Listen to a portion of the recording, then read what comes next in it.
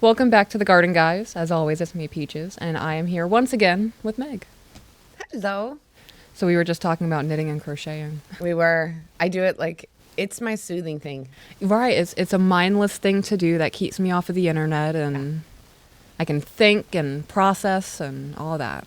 Well, sometimes I have to count, and it can be soothing for me, almost meditative to count, count. And it's very repetitive. So I don't know. It brings me a lot of joy. And I also have platforms for that too, where I teach it. And Really? I'm going to have to check that out.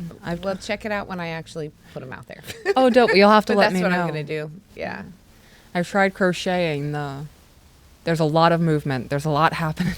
And I think that with the knitting, because my two hands don't work together very well. So Oh, I do really? yeah. I guess it's whatever you start out. Right. But- I get it with the meditative part of it though, because I'll be like, I'm working on a blanket for my husband right now, and it's an alternating pattern. So I'm knitting 3 and then purling 3, and it's going back and forth. So I'm like knit, knit, knit, purl, purl, purl, and that's just my mind for like an hour and a half. It is, but it gets you outside Right. of all your other stuff. So that's why I feel like it's meditative. Well, since we just started the topic on knitting and crocheting, Right. I was going to touch on this at the end, but we're going to touch on it right now before we dive back into the story that you were telling us. Okay. And I wrote down hobbies. How important are hobbies? Very, Yeah. very. So one of the P's is passion. Find something you're passionate about. Yeah. And it could be anything. And I think when, like I've said before, as women, we pour into everybody else, right? And you very rarely take the time to do something for you. So when it comes to hobbies, that's something you love to do. You might pick something you've never tried. A lot of my friends do those diamond dot paintings. Yeah. I think I would go crazy doing one, but it's very soothing for them. For me, the crochet is very soothing. My sister's a rock climber and a hiker, and so that is her thing. And now she's a writer, and it's just something that's just selfishly for you. And I don't think it's selfish. I think it's great for you to do that. So hobbies get really important, and it's part of when I get into the passion in P, it's find something you're passionate about. Yeah. And then once you find that, how can it serve your purpose? How can it lead you to serve your purpose? Or how can it just give you some peace of mind or a few minutes to yourself? It's really important. It really is. And it doesn't have to be the same thing forever.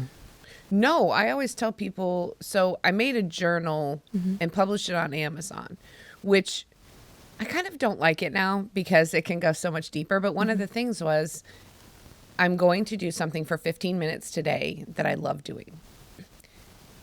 And then underneath it said, it's something I've done for years, or it's something new I tried. And you can try something new and say that, oh my gosh, I love that, or I'll never do that again.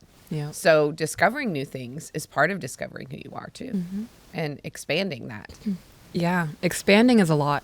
It is. Over the last few years, and really with the podcast kicking off, I've discovered that when I rediscovered who I was, it was just the first phase of me. Oh yeah. Right? Once you start, you can't stop. Yeah. And that's kind of what drives me to want this for people so much, because it's such an amazing journey that if you just stay stagnant and don't grow, you're missing out on so many different So things. much. Yeah. Recently, so my husband, all through childhood, him and his cousin Joe, they would dirt bike together. And we have now recently gotten back into dirt biking. Well, not we. I have started dirt biking. We have e-dirt bikes. Yeah. Never done it before. It's been like 2 decades since I've been on a regular bicycle. My balance is not there. Oh no. I have long, claw nails. I'm not built for this. But I'm doing it. You liking it? I'm having fun. Good. I fall every single time we go out. That's a lie. I have fallen enough to equate that every time we've gone out, I have fallen at least once. So there's an average. When I got to Florida, I see all these people riding bikes and stuff, and I got on my sister-in-law's bike, And when they say it's like riding a bike, they lie because it was the hardest thing to find my balance on a bicycle again. I was like, Right. what in the world? Why do they say this is so easy? But it was a cool feeling once I got a hold of it. I remember how free I felt on a bike as a kid. Yeah. You know, just cruising. It was fun. Getting that feeling back again. I love those little moments in adulthood where I feel like a child again. Absolutely. Like those are the moments that I really deeply cherish because not only am I really just genuinely appreciating the moment in life, I feel like I'm healing a little bit more, like that scar's fading a little bit lighter. Absolutely. I tell people that's a great first date is to do something you would have done when you were a kid. Yeah. Do something fun, do something competitive, because it gets both people back into that kind of time where you're not trying so hard. You're just enjoying the moment, or you're being a little competitive or whatever. So it's great. All right, so we started with some light discussion. Yep. So let's pick up where we left off in the last episode. We were just, I would say we were kind of halfway into the conversation of what your experience was being with someone who was narcissistic. And we left off with you found out that he was getting blackout drunk every single day. Right. Yep. Every night. And where it's easy to excuse when I live in a tourist area and he comes down and we drink and it's on the weekends. He has a very high stress job. And I just think, oh, he's just letting off steam. Same thing when I went up there. Just worked a whole week. He's just letting off steam. Was there ever a conversation of, do you ever drink outside of the weekends? Or did you maybe notice any text messages that were kind of weird during the week?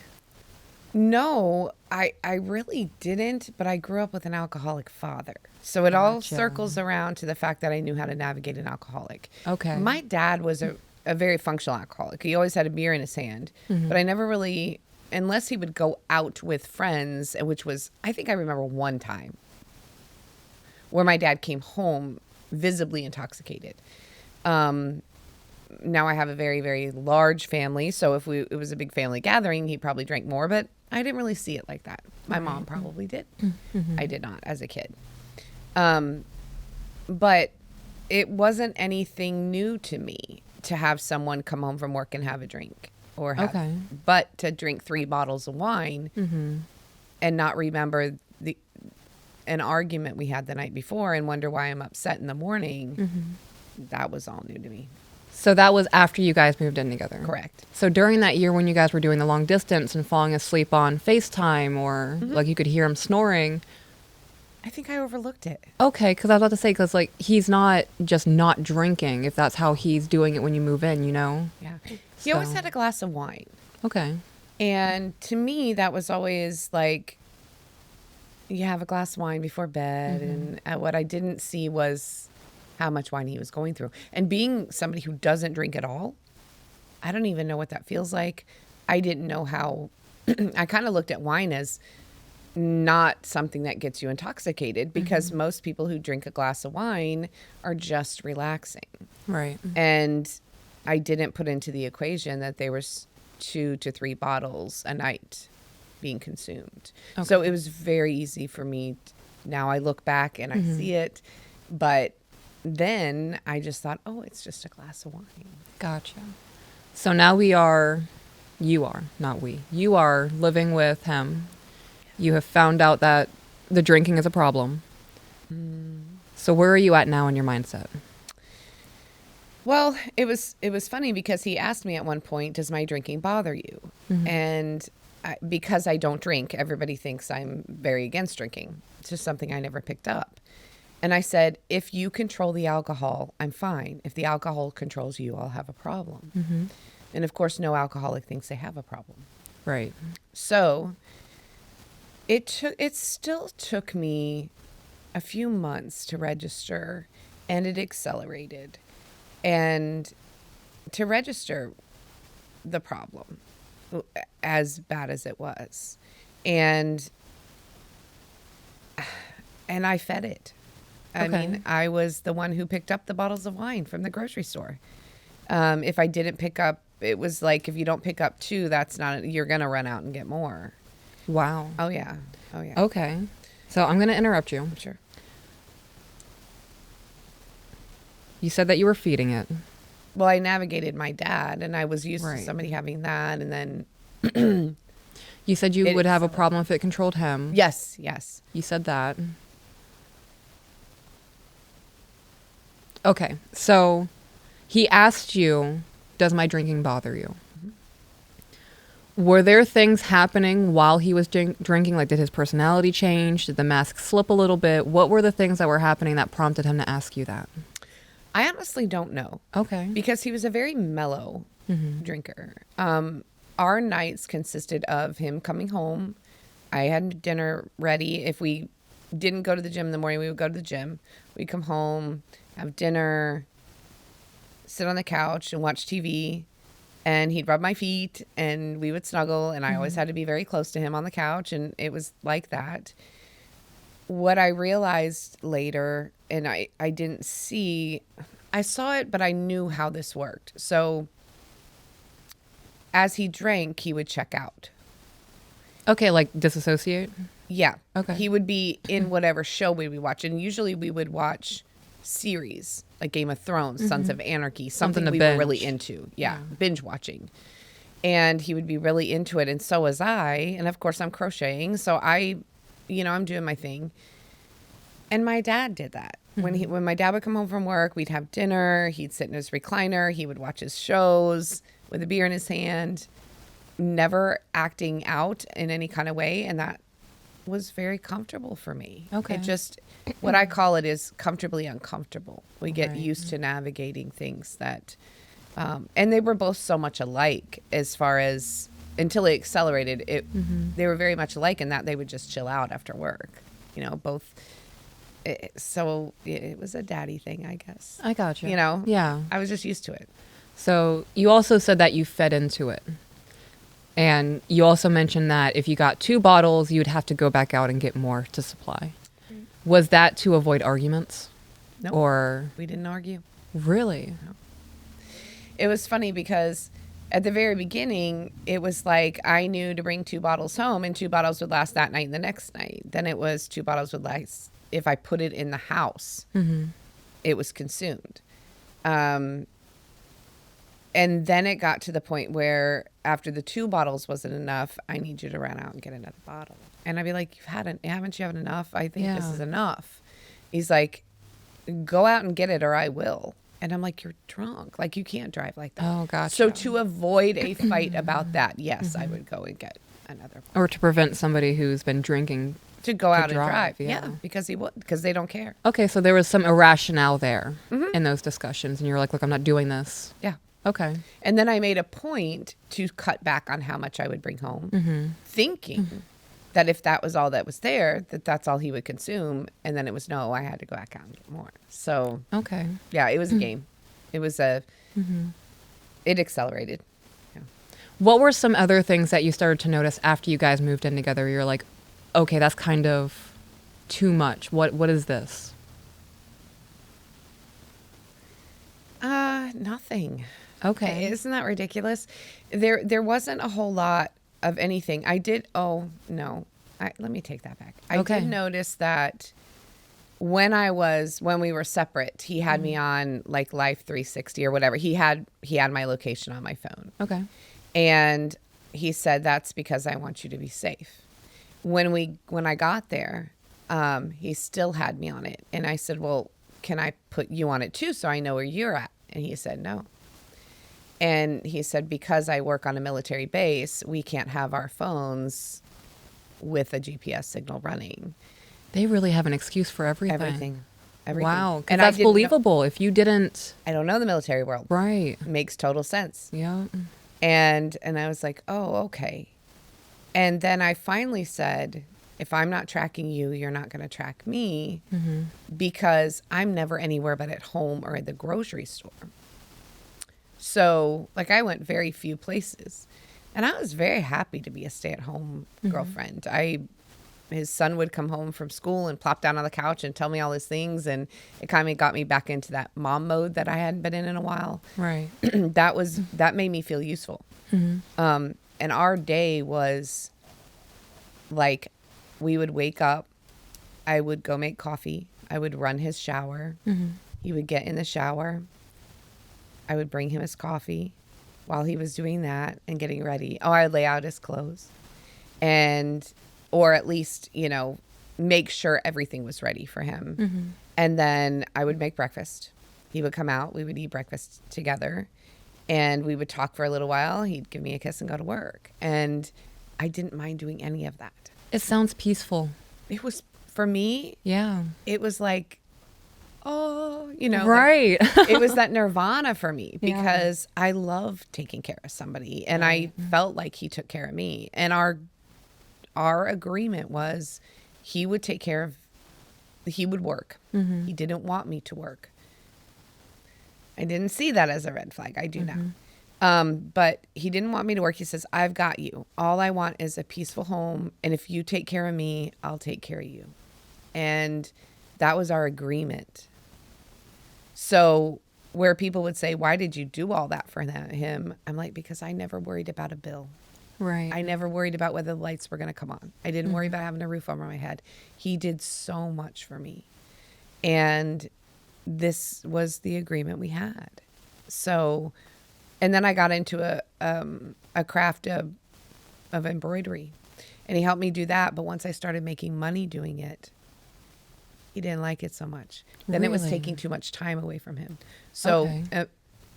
financial control is huge. I'm about to say that sounds like financial abuse right there. It was. So I was a hairdresser for 30 years, and he said, literally, I said, well, I could go do hair. I could go into a salon and do hair. And he said, I don't want you washing other men's hair. Wow. I was like, okay. So he started to drop little, Yeah. Little here and there. but I went, oh, that's so sweet that he doesn't want.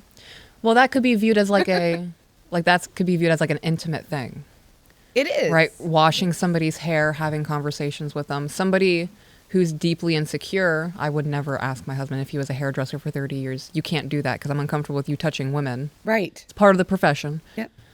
But I could see how someone goes, okay, he's just insecure and he's very protective and he doesn't want temptation or whatever. Right. And I can see how somebody can rationalize that in that moment. Well, it also came into being in the gym, and he wanted me to get a trainer, but it had to be a female. And I Okay. respond better to males in training. I don't like women. I don't like them in general. So I would respond better to a male trainer just because I get along with guys better. Yeah. He would not have that. That was not going to happen. Yeah. A male massage therapist was never going to happen. It had to be a Wow. woman. Just those kind of things started dropping here and there. And I didn't get it, but I thought, okay, he's just, somehow you rationalize it into them being sweet. Right. Or the possession of you feels good. Especially when you've been floating around Yes. aimless, Yep. not really belonging to anybody, a family or whatever it is. Yeah. Yeah. So it felt really good to be like, be held like that. And I didn't see it that's what I say. It happens so slowly. It Right. happens so slowly. You take it one way and it's really serving a whole other purpose.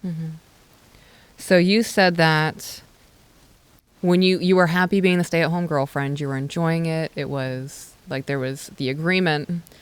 And then you said that he didn't want you working. And that's now a red flag for you. Can you elaborate on that for me? Because I enjoyed being a stay-at-home wife. Right? Yeah. So what makes it a red flag for you? What are the differences? Well, looking back at it, I see it as a red flag. Okay. Then, because I was a stay-at-home mom with my first husband and my second husband, so this was nothing new for me to be the stay-at-home girlfriend, wife, person, Right. mom person, right? Looking back on it, the financial control he had made me feel, or could make someone feel, very stuck. Gotcha. I'm 500, 600 miles away from home. I gave up the place I live. I gave up the businesses I was doing. And he's taking care of me. And he's allowing me to do something that I love, which was the embroidery thing, which I loved. I think it didn't really start firing off. Two things fired off. One was when my business was growing The embroidery. Yes. Okay. And he wanted it to stop. All of a sudden, I was spending too much time doing it. He didn't want to invest in the next step of me growing my business. Which is very strange and a lot of backpedaling. Oh yeah, a lot. Yeah. A lot of backpedaling. He had me do things for him that were, you know, I am the one who applied for the kids' FAFSA things for college. I would, you know, I was doing so much of these things. I had complete access to the money. I had complete access to everything. He just kind of put it on my plate and said, you know, I trust you with all this stuff here, handle it, which was fine. I fell right into that role. But when it came to, you can't grow this business you love, I'm like, oh shoot, now it's taking up too much time. You're always in there doing that. And you're not spending any time with me anymore. And I'm like, okay, I can do it during the day while you're at work. And then I'm done when you come home. And just nothing was, I just kept trying so hard to undo whatever it was I was doing, you know, to spend more time with him and do all these things. So it was sneaky. It was really sneaky, but it started, I started wondering, why is it like this? Yeah, because that's very strange. That's a very good compromise, in my opinion, to say, hey, I'll do this while you're at work. And when you get home, I'm done. Like, we're both off the clock. We're spending time together. Yeah. But don't grow it. Don't make any money off it. Don't make any sustainable income from it. Was kind of the. So he wanted you to keep it as a hobby. Yeah. Yeah. That's very strange. Yeah, I can see why that would be like looking back, going, okay. Well, because I wouldn't need him. Right. If I made my own money. And looking back at it, I yeah. wouldn't need him. And he kept saying, I would say to him things like, I never put down roots. I don't feel safe putting down roots because they always get uprooted and I get tossed. And he said, you are safe. I want you to put roots down here. I've got you. And that is something I'd wanted to hear all my life. And I bet he knew that. He absolutely knew that. He took, like you said, your insecurity, your triggers, and really played on them. Yeah.